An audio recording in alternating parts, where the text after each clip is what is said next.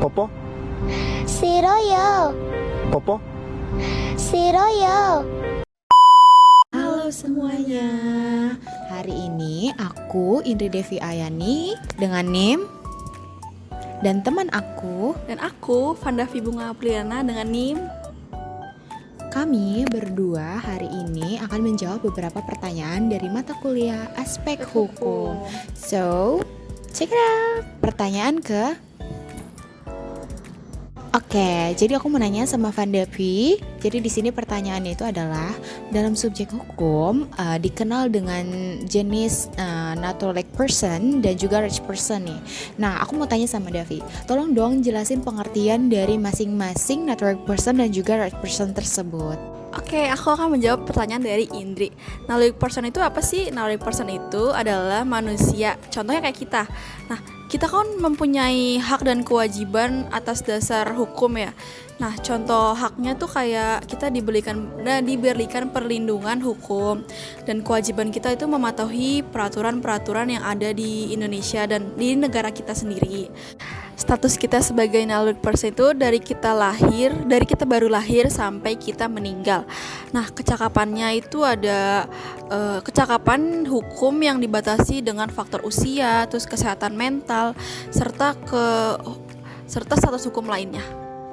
Oke, yang kedua itu ada rich person. Rich person itu badan hukum yang dilahirkan oleh hukum. Nah, contohnya tuh apa aja sih?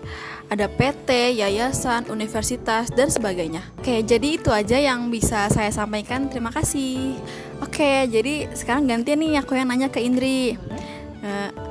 Apakah semua subjek hukum dapat dikatakan cakap hukum atau bisa membuat perbuatan hukum? Jelaskan syarat cakap hukum.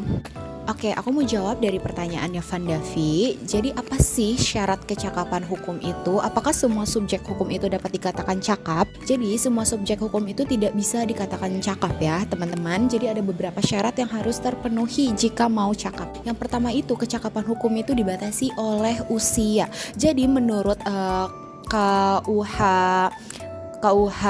Perdata pasal 330 itu seseorang dapat dikatakan cakap itu ketika usianya itu sudah mencapai 21 tahun. Nah, ketika sudah mencapai usia 21 tahun, orang tersebut dapat dikatakan cakap. Nah, yang kedua itu adalah memiliki kesehatan mental yang stabil. Jadi orang itu tidak punya gangguan kesehatan mental ya. Jadi kayak orang yang sakit jiwa, ada gangguan mental. Nah, juga bukan orang yang sudah pikun, kayak misalnya orang yang sudah tua lanjut usia kan kadang sudah pikun. Nah, dia itu tidak cakap ya, yang seperti itu.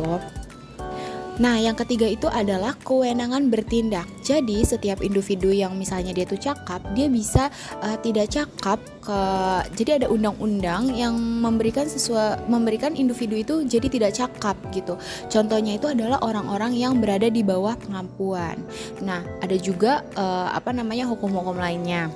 Jadi orang yang misalnya ya, ada juga kalau misalnya kita usianya di bawah 21 tahun tapi kita mau menjadi cakap, itu maka kita nikah. Jadi kalau orang yang nikah di bawah usia 21 tahun dan di atas 18 tahun, maka dia sudah dapat dikatakan sebagai orang yang cakap.